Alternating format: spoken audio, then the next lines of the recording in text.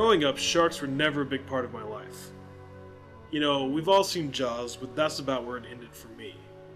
However, in 2006, I met Eli Martinez, the editor of Shark Diver magazine, and he invited me on a summer-long shark diving trip. I was excited to see a bunch of beautiful places that I'd never been, and to actually see sharks in the wild.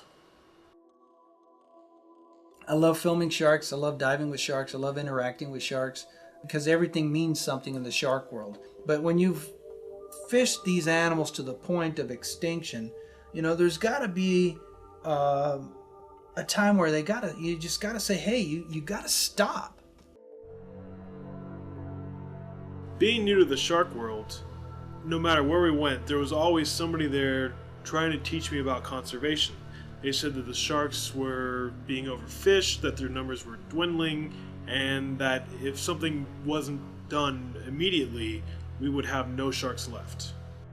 Currently, they estimate about 400 species of sharks out there, and a number of those are considered to be globally vulnerable to extinction. You know, their numbers are really dwindling. I think some estimates are saying that just in North American sharks, the numbers have dropped about 90%. And it's tough for those animals to really bounce back from overexploitation because, you know, top predators have a way of kind of self-regulating their populations. They have a very low reproductive rate. So while fish may have thousands or millions of eggs that they spawn, you know, some shark species may have 2 pups every other year. And it may take some species 20 years to reach maturity. So it's very difficult for their numbers to really bounce back once they're taken down so low. Then I met Captain Bill Goldschmidt, a retired shark fisherman, who had a completely different idea on shark conservation. You know, they're saying that 90% of the sharks are caught and captured and they're dead and decimated, but yet the few commercial fishermen that are still allowed to go out there for the few permits that you gotta basically get on your knees to get, those guys go out and they still get their quotas, and they get them in a matter of days. You know, what I'm saying is there's got to be checks and balances, but they don't get it. Basically, they want to protect everything. The Japanese have been fishing for sharks. The Indians have been fishing for sharks for 100 years. And they're still catching the same amount of sharks today as they were 100 years ago. So the environmentalists claim it's not holding water. If they were fishing out, why haven't they fished out? After talking to Captain Bill, certain questions were raised. I wondered if sharks really were endangered, or if overfishing was just a myth.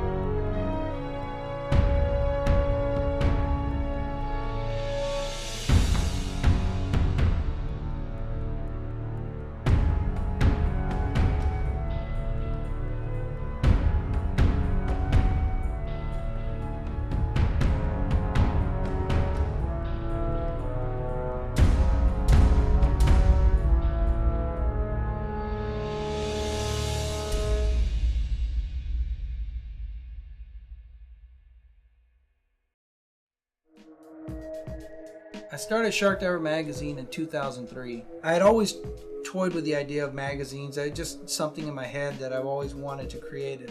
I've always loved magazines. I think, you know, for every sport that I've been into, for every activity, there was always a magazine dedicated to that sport. And when I got to shark diving and when I fell in love with the sport, there was nothing out there. You know, threw all my cards in a hat, and I said, why not? Let me go ahead and play with this and see what happens.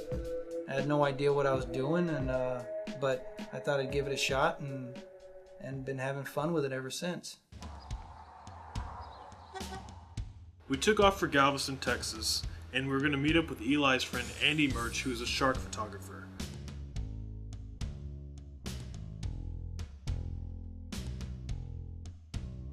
I started shark diving a long time ago, long before I got into photography or anything like that. So I guess people do things in different orders. And for me, it was really falling in love with the ocean and wanting to explore it as best I can. And when I stumbled upon sharks, my first shark, I was so excited. And then as I became a photographer, it became the perfect marriage of having this job where I could go and photograph the things that I love to see. First shark of the trip is always it's almost the most difficult one to wait for. You know, I mean, everything else is just building on a success that you've already had, but it's getting that first shark, because if it doesn't come, you're getting skunked, and that's just something you sit in fear of the whole time. But we're pretty confident we're going to get sharks today.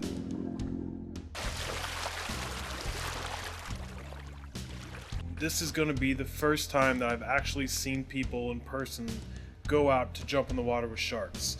I mean, they literally go out to where they're going, chum up the water, don't do anything until like the first dorsal breaks the water, and then as soon as they think it's time to get in, they jump in, and it was actually a pretty insane experience to see these people do that.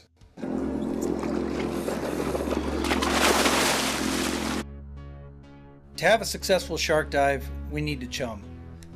Chumming is fish blood, bits and pieces of the fish, fish carcasses, whatever, you know, anything that's oily or bloody.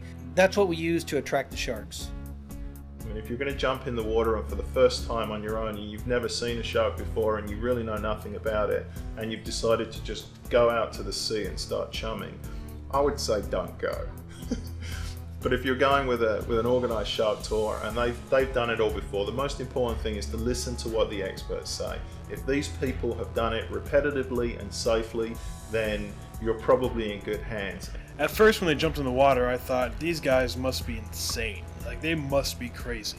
You know, because who in their right mind jumps in the water when sharks show up? But it's funny to see because, you know, you get to know them, and they really are just regular guys, and this really is just their job and what they love to do. What I'm hoping is going to make a difference is, you know, telling the shark story, showing people interacting with sharks, and, you know, because people are going to save what they love, period. And that's what I'm hoping to do. That's what I'm hoping to do with my magazine, with our stories, with our films, you know, with our photos, is to show people these animals in a different light, you know, that they're not these mindless monsters, that, you know, there is an intelligent animal down there, and it's pretty exciting and beautiful, and you know, maybe it's going to be an animal that some kid out there wants to go diving with. And I believe that in the shark diving world, anyone who decides they're going to jump in the water with big tiger sharks, big bull sharks, and other apex predators should at least understand the risks. I think it should be explained to them. I'm sure they do understand the risks, and they're prepared to take them. First of all, I'm going to tell you flat out now, if you want to know the real truth about the shark diving, that's bullshit. Excuse me, I'm sorry, but that's bullshit. The shark diving, they actually create more of a danger for the public, and I wouldn't participate in that. Yeah, I had my own cages, and I took thrill seekers and professional photographers down in the cage to photograph the sharks, but I killed them. I killed the sharks. After these guys took their pictures, I killed the sharks. Well, sharks certainly can be conditioned. There's no shortage of scientific studies that have proven that. To quote Bob Dylan, you don't need a weatherman to know which way the wind blows. And if you go on one of these cruises and you see how those sharks appear instantly when a boat comes in an area, you know darn well they're conditioned. They're used to being fed, and they arrive on cue. Shark diving has always been somewhat of a controversial topic, and I always wondered actually why that was. I think The people that are against it are the people that don't understand sharks. And we fear what we don't understand is not always the case. It has been very controversial. So skydiving, and people die in skydiving, but they make a calculated choice that they're going to go experience this, and all skydivers I talk to are better for the experience. Well, that's how I feel about shark diving. We really don't know the answer to that, yes or no, in terms of, hand feeding a shark, whether it changes their behavior or not and makes them a person more susceptible to being attacked later down by that particular animal. I mean, when shark attacks do occur, the shark is making a mistake. It's confusing its natural prey with a human in the water.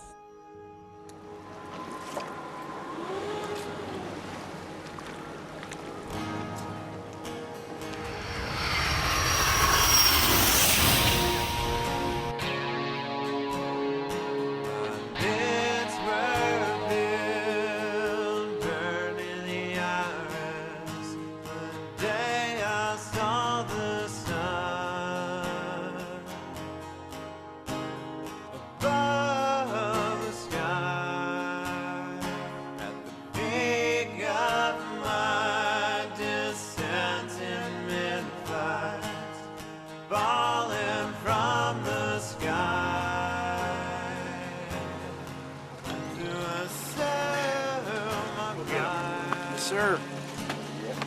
Sharking. Right there, baby. Woo-hoo! Welcome to Holbox Island. It's a slow-moving shark. That's perfect. That's exactly what we need for this shark. Shark diving as a whole is a very interesting way to promote shark conservation.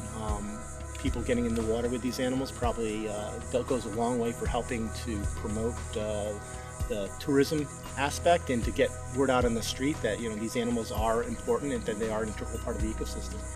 There's another very strong reason to do and encourage shark diving. It not only impacts a local economy somewhere in the world in a positive way by bringing in tourists to dive at a facility, but they eat at restaurants, they stay at hotels, they take taxi cabs, they shop in the shops. It's a very, very trickle-down economic solution for many, many third world countries. Holbox in Mexico, a little sleepy fishing village, their whole economic infrastructure has been turned around by the influx of whale sharks on a regular annual basis. It's totally impacted that local community in a positive way. By protecting that shark, then, rather than killing him and selling his fins for a few dollars once, you now have a replenishing resource forever. Ecotourism could be good, but as long as it's not presented as an alternative to hunting or to other type of sustainable use activities, and as long as it does not conflict with the natural habitat of the animals which are subject to ecotourism, and that applies to sharks as well. What's happening then? You're taking the tradition out of fishermen, out of hunters or whalers and so on. You're saying, now, what you're doing is wrong. You're destroying nature. Now, why don't you change your attitude and become someone, a tourist, a guide, if you want? And this is something that we strongly object to, unless, of course, you have scientific reason to do it. If we do watching of anything that we've been eating in the past, in the next 10, 15 years, what are we going to eat? By the end of the whale shark dive, Eli and Andy were pumped. We had seen sharks in every location we'd gone, and they were just on cloud 9. But it wasn't soon after that all that changed. So here we are protecting the whale sharks, and we've got these boats coming in with big tiger sharks and big bull sharks. So it's complete inequality here. They have no idea about conservation. All they want to do is get the tourist dollars in for the whale sharks. There's a few people here who really care, but it's this kind of bullshit that is totally screwing up the oceans.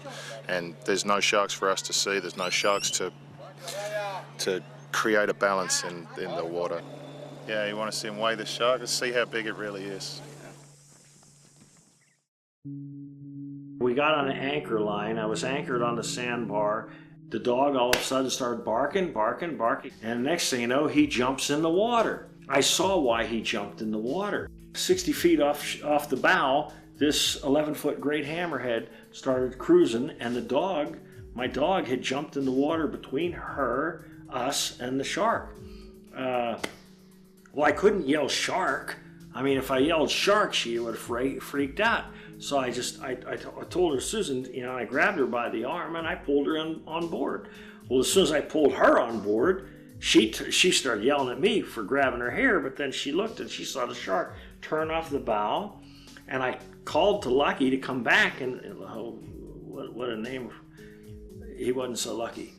I called him to come back to me, and as he turned, the hammerhead went under, came up, and hit him just like that in the groin, and I mean, blood in the water, and the dog being pulled down, and when you're 17 years old, it sucks. Yeah, it's like shit. Then he just killed my dog. And then all of a sudden you start thinking, wow, this is not like in comic books. It's not like, it's real. It's real. And she freaked out. And of course, I grabbed a gaff, snagged my dog, pulled him on deck.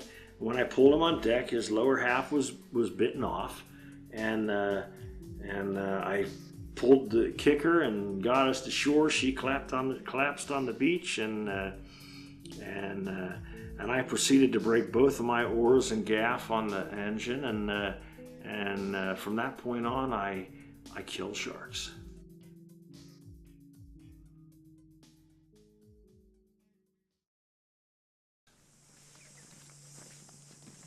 Well, I think I was in shock when I first saw the tiger shark in the back of the truck, but that immediately turned to, I guess you would say it was just a feeling of irony to think that we were there on this shark diving island where they're promoting whale shark diving as and themselves as this great island full of conservation and people that are forward thinking, and then kind of behind the curtains there's all these other species of sharks that they're pulling out of the water and killing because it's just another way that they can get money.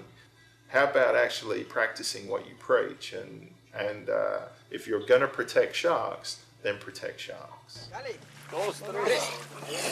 See, that's what happens when you get a shark that's too big. You can't even freaking lift it.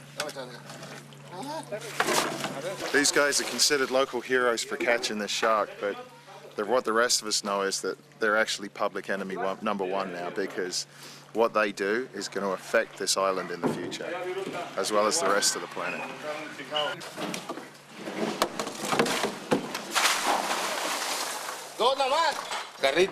Those guys, living A lot of studies are indicating that absolutely their numbers are being decimated. It's estimated that I think North American shark populations have dropped about 90%. There are, over 100 million sharks killed every year. Those are big numbers.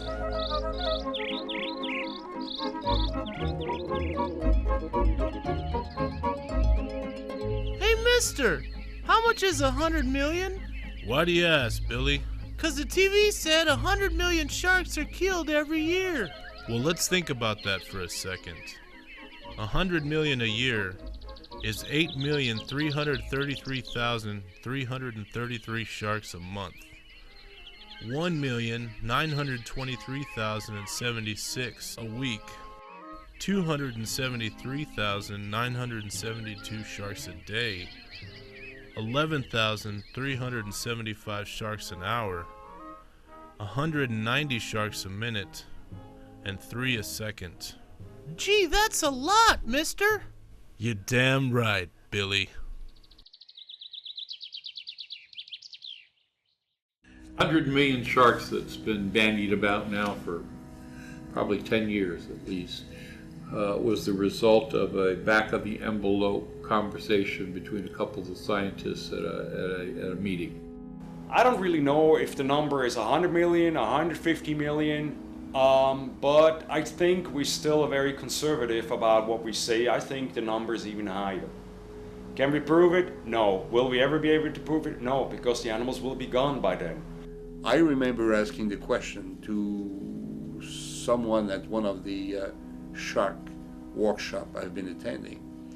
And the answer said, well, we can count the number of fins that are being traded.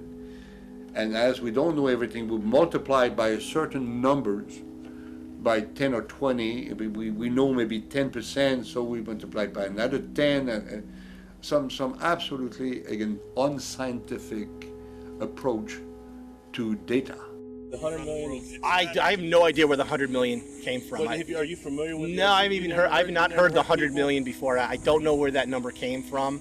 Remember, the 100 million is originally given wasn't just for sharks, but it was also for skeets and rays, although we often have seen in the press that it was all sharks. They claim 100 million sharks are destroyed every year. Why not claim 200, 300, 400? Because they can't prove any of it. So they say what they want. They say what they want, and it's all lies. You know, when it comes to figures like 100 million sharks every year being slaughtered, I think government officials like NOAA and so on will have to be very careful with those figures. I'd be very surprised if they kind of support, even vaguely, these kind of figures, because they are garbage. They are rubbish science.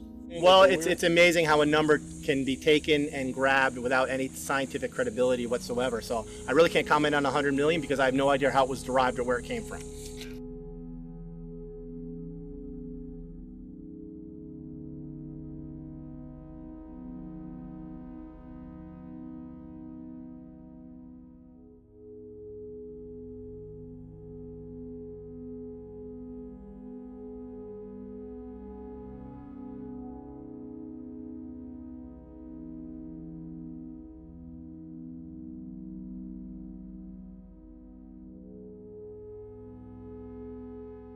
I was surprised to hear that almost everyone I spoke to didn't necessarily agree with the 100 million sharks, and some of them didn't even recognize it. But those that did support the 100 million sharks definitely blamed the Asian fin market for the problem. A huge number of that 100 million is because of shark finning. And shark finning is a big problem out there. There's no arguing that it's being done. The fins never skyrocketed in value until 1991. And then once it started doing that doubling, tripling, you got to figure we were at $3 and $4 and $6 a pound, and then $9 and $10 and $11 a pound, and then they're at $30 a pound, wet. When they're dry like this, 80 to 100. And yet you still have to dress it all down. The longer the noodle, the more valuable it was. You have the high sea fleets, Taiwanese, the Spanish, the Chinese, the Russians, Japanese. That same clip that they keep showing of that blue shark, live, finned, pitched it overboard. Vessel was like 200-foot vessel or something like that, out in the Pacific or wherever it was. It wasn't our guys. It's been illegal to fin in this country since 1993. Everyone will disagree with the way we find atrocious the shark finning of live sharks. I mean, you don't do this to a live animal. I mean, that's as simple as that. Because the meat market had been collapsed by the media. And then they started finning, which was not illegal. But keep in mind, finning is you remove the fin and you throw the remainder overboard. Removing the fin and dressing the carcass is a horse of another color. People misinform people for the longest time, telling them it was aphrodisiac. It is not. It's a vitality enhancer. That's why the long noodle, that old man, see that long noodle? It doesn't matter if it's a shark fin noodle or a noodle made out of, some kind of dough. It's symbolic. They don't cut their noodles. They keep their noodle long life. I hate to be, in fact, a witness of this kind of argument that is being spread by the media and has been making its way through the people and saying, well, this is atrocious. And then again, what the link is made with this 100 million shark kills every year for what? Fin soup, shark fin soup. Then it turns into a racist type of approach. People say, what those stupid Chinese are doing. They're ruining the population of sharks and so on. And they're creating unbalance in the ocean. It's a status symbol. It's not the soup itself isn't anything special. I've had it. It's the thought that it's a special item. It's the caviar of a ceremony.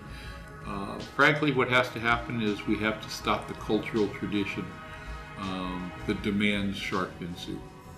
And it's a hard thing to do. It's the shark fin soup is served in Asian weddings as a traditional food.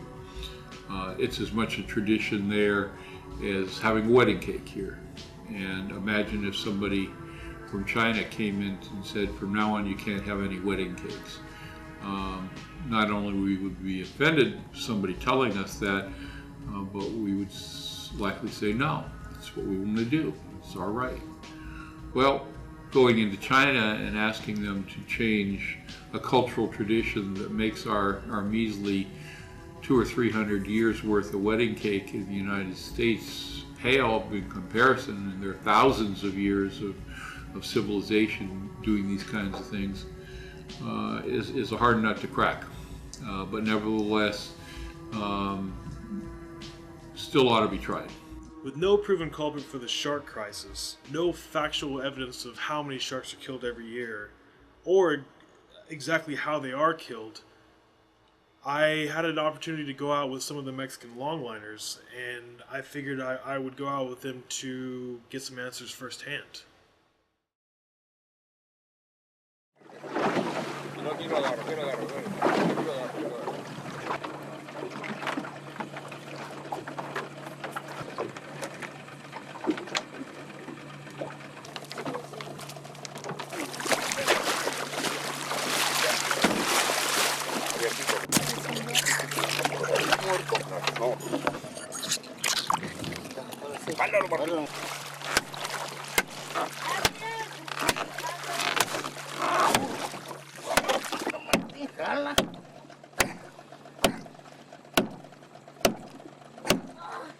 ¿Tienes, Martín? Y a ti te está garroteando bola.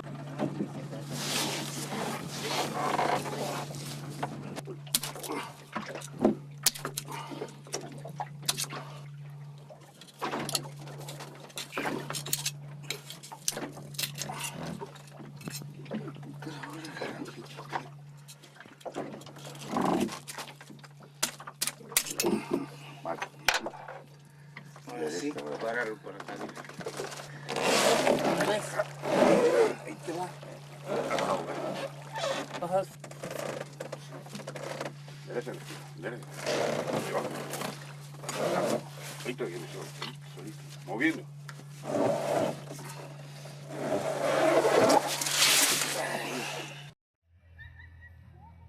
When I was on the boat, I was expecting to see the finning of live sharks. The media would have you believe that any area in the world that does not have some kind of regulation for fishing, especially with sharks, you're going to see finning, because that is a very easy way to make a lot of money.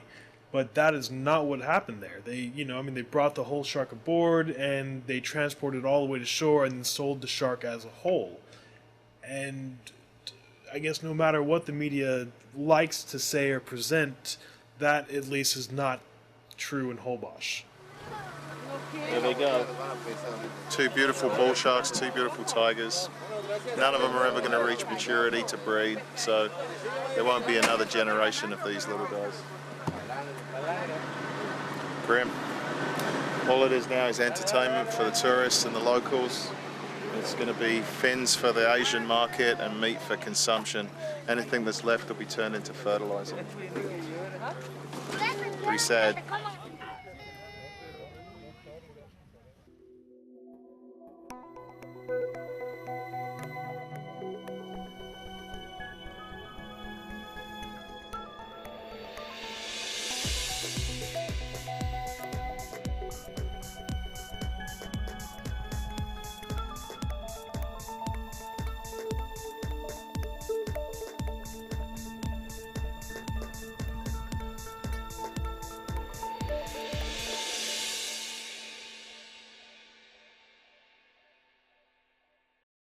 I mean, you got to kill them some way.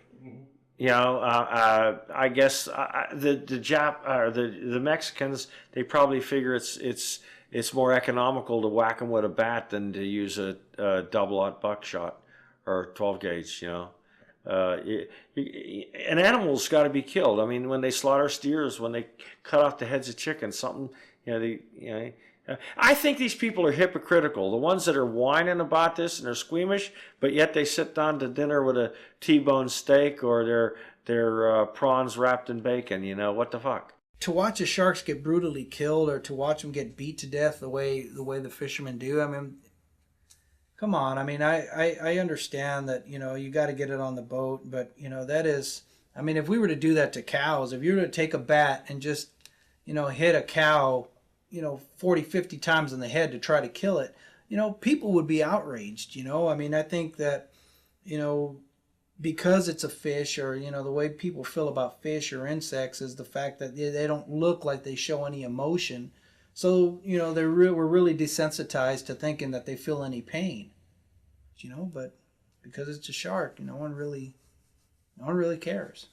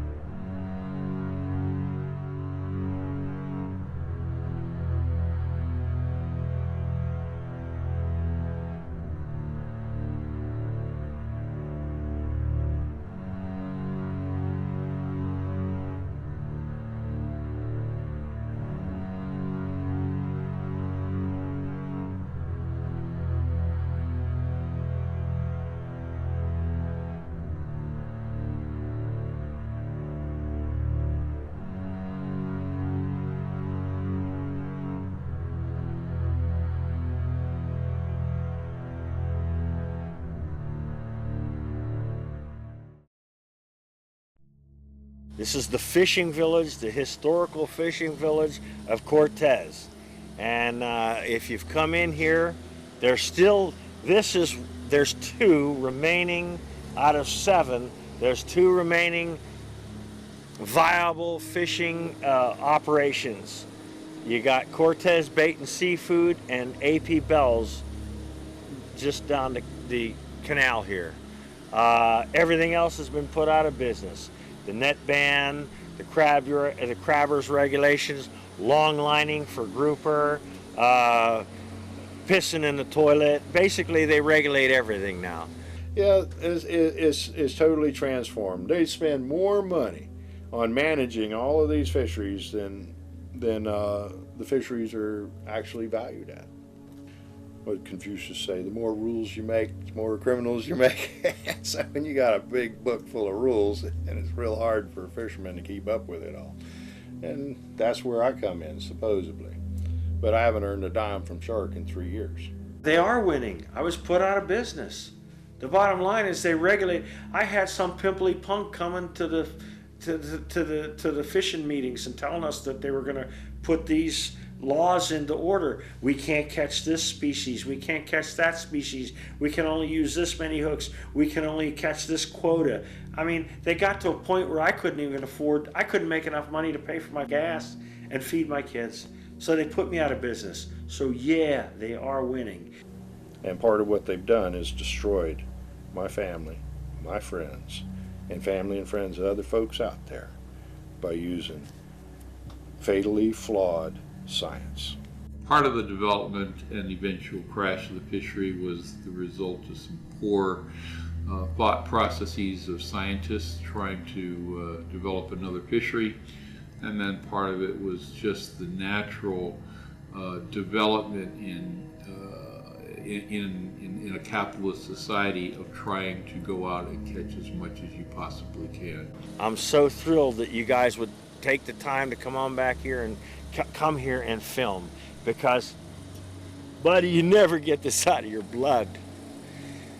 This is in your blood. I was raised on this, you know? I'm 60 years old almost now, and there's a lot of fishermen here. This is all they know.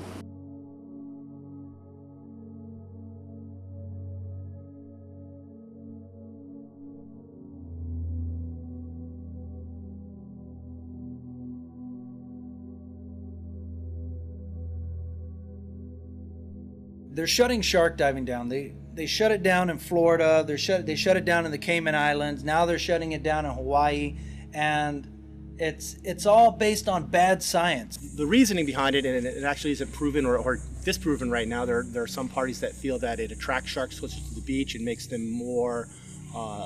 It makes humans more susceptible to coming encounters with them because you're bringing the animals closer into shore, and some feel that it's changed their behavior, although there's no real scientific evidence that suggests that shark feeding changes their behavior one way or another.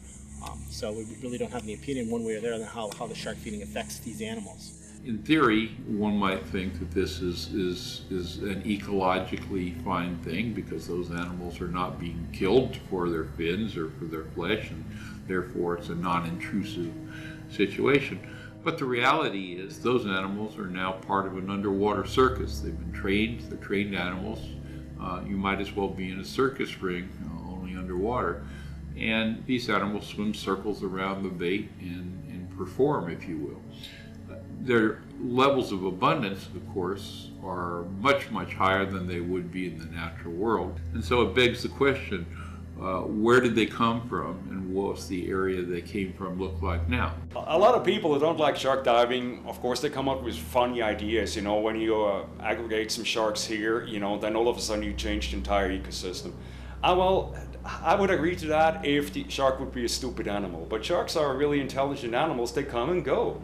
And considering how little the amount we give them on a daily basis, that would never ever be the diet. So it's a really huge stress to say, well, if we bring in more sharks, you know, we change everything. No, it's not the case. You've got shark fishermen on one side that used to put food on their table and the public's table, and then you've got shark divers who are trying to save sharks by showing people what they think, you know, sharks really are like, and that they're not mindless man-eaters. And now you've got them joined at the hip, both being shut down, all in the name of saving the shark. The next leg of our adventure was Venice, Louisiana. We were going to meet up with this guy, Captain Al Walker, who said that he could put us on large sharks in great numbers. Through the whole trip, especially after Holbox, you know, you continue to hear how sharks are overfished and you're not going to see any. So I was wondering if maybe this was just a way for him to make money and say, well, you know, it's the ocean and you find them or you don't find them, so be it. So Eli seemed pretty pumped, and I could understand his excitement, but I was skeptical. This whole time we've been told that sharks are overfished and that seeing them in large numbers was a thing of the past.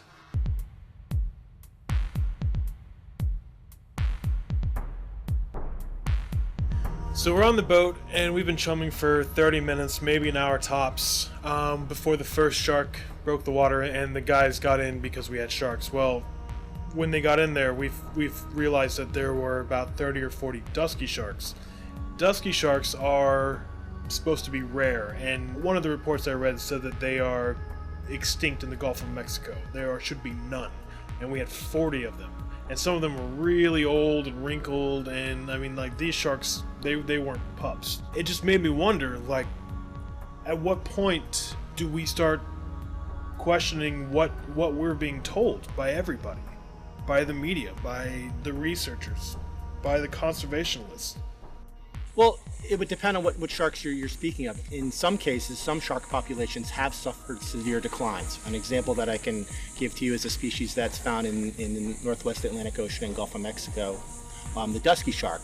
We have documented declines, 80% declines for this particular species. The dusky, they had put it and 13 other sharks on the prohibited species expansion in '99 without any science. None. No assessment, no, just a wish list, and they got it through. Well, the Protect Now is what the National Marine Fisheries Service policy is. We have a precautionary approach to fisheries management. What that means is that, given everything, we adopt a precautionary approach to ensure that the population is being harvested sustainably. We have many species which are included on our prohibited species list, that is no commercial or recreational take. And many of these were put on this prohibited species list because we didn't have very good biological information on them. The evidence that we had from similar species or from the same species in other parts of the world suggested that they might have low productivity and their numbers not be as high. Because of that, we adopted the precautionary approach and made them prohibited until a time comes when we can actually assess them. We have a big problem, of course, with shark protection, shark conservation. When you go to the IUCN, to the red list, we just list these animals who are close to being endangered. And very often we have sharks that no one really knows anything, so hence we cannot say, oh, they're still abundant or not. And my position is, if you don't know anything about a particular animal, protect it. And if 10 years down the road you say, well, we didn't really have to protect it, then okay, take them off the list. But if we wait till we sometimes get some measly data down the road in 10 years and say, gee whiz, 10 years ago we should have done something, and it's too late. So protect first and collect later is definitely the better approach than the other way around. What we're pushing for is actually to put more species, on that list, like the lemon shark, for example, and other sharks as well. We are very happy to say, hey, listen, we're gonna put the sharks on CITES appendices. They become what I call listocrat. Not only they are bureaucrat, but they are listocrat. People for whom anything that moves with 4 legs, or swim, or flies, and so on, needs to be on a protected list. And once you get on a protected list, then you can move on to the next species. But it's not the end of the problem. It's the beginning of it.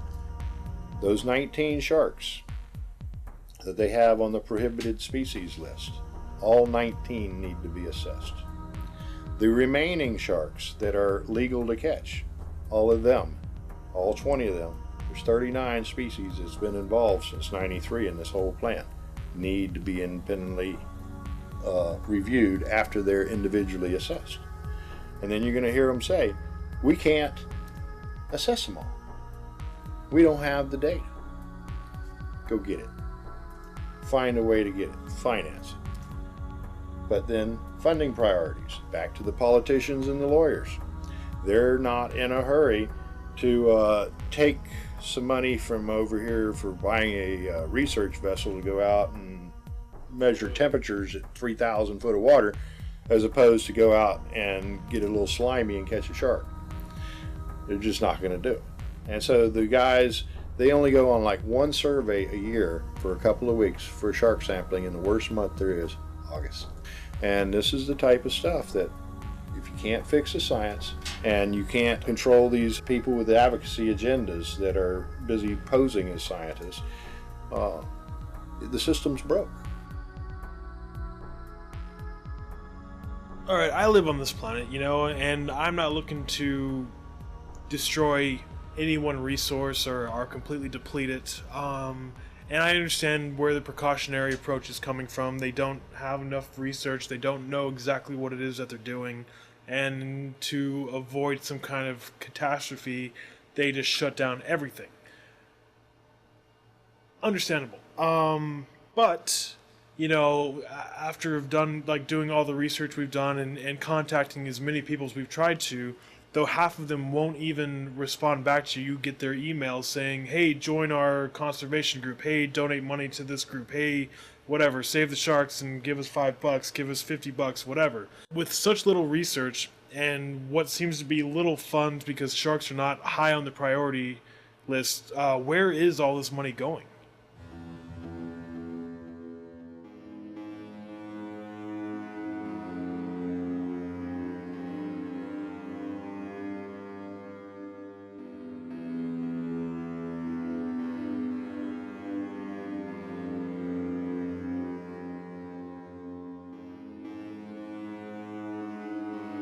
Where does money come from? The Pew Charitable Trust out of Philadelphia is the biggest gorilla in the fight right now.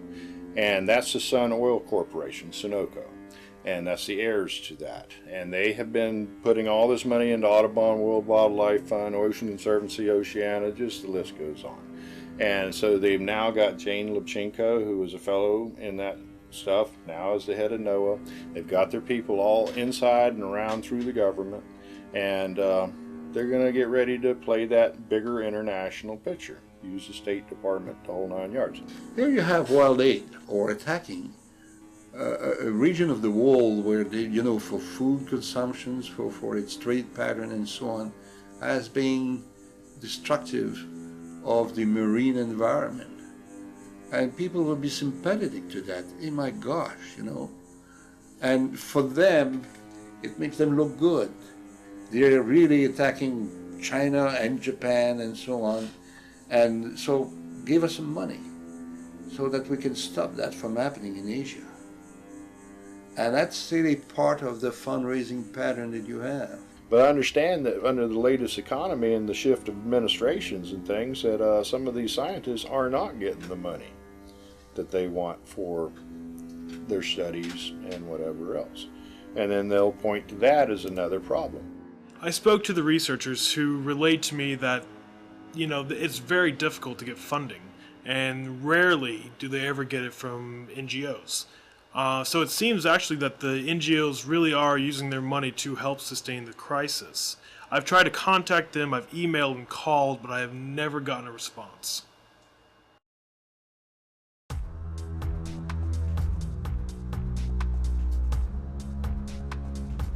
The end of our trip was the Bahamas, which is one of the best places you can go shark diving. They have really groomed this area so that you can get a lot of different species of sharks in one spot.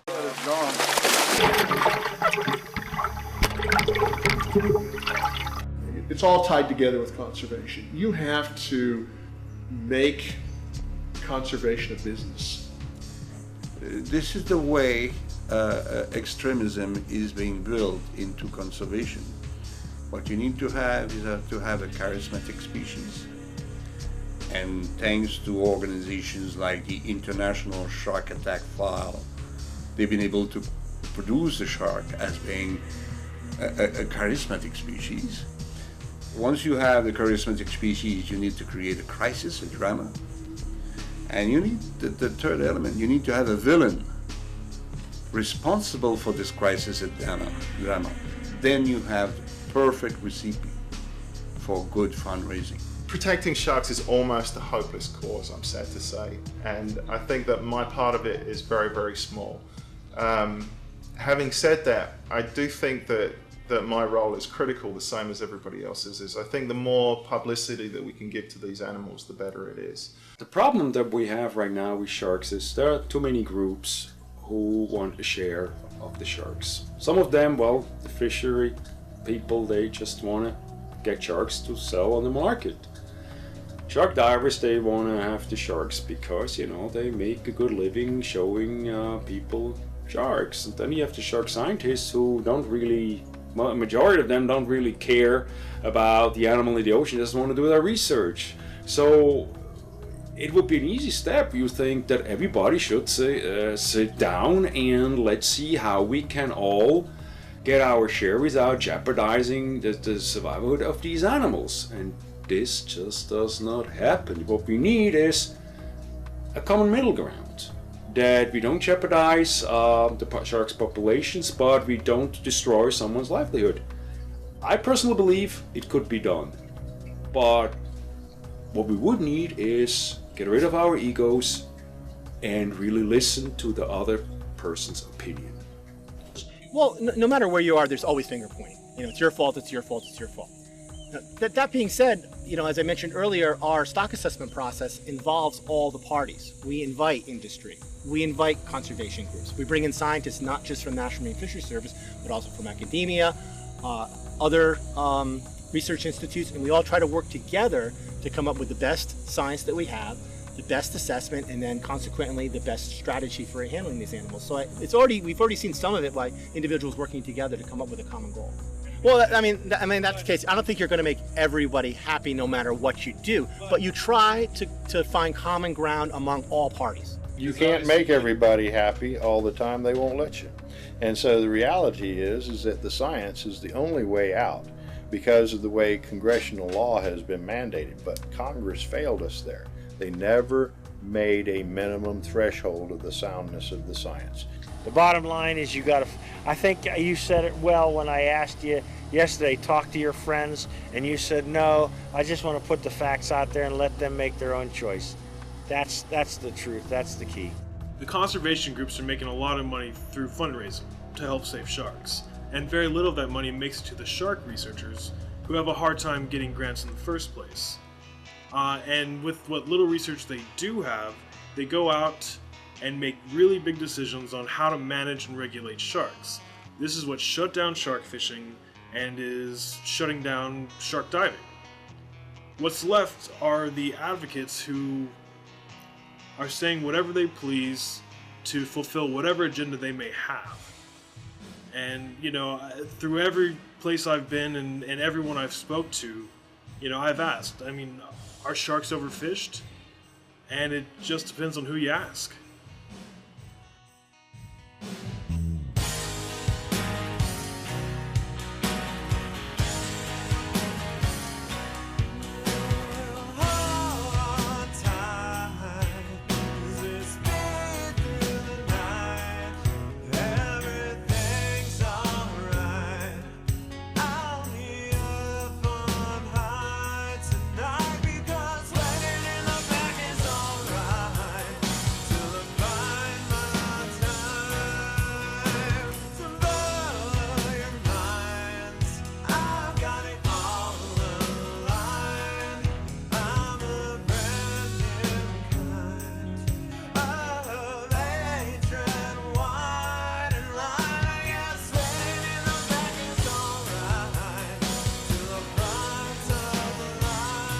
Could I